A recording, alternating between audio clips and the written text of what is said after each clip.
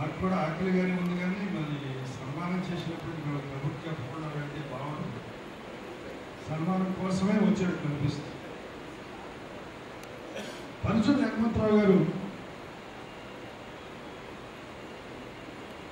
ఒక గంటన్నరలో పంపించేస్తాం, మీకు ఎన్ని కార్యక్రమాలు ఉంటాయో రమ్మంటే నేను వచ్చాను.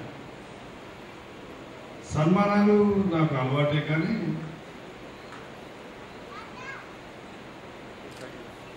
ఒక సన్మానాలు అవన్నీ ఉండేవి కావు.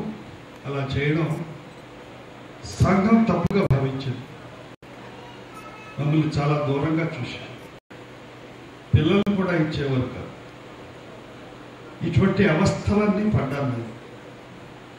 అంచేత ఎవరైనా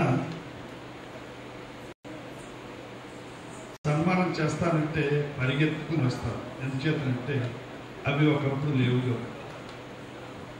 ఏ తల్లైనా అన్నం పెడతానంటే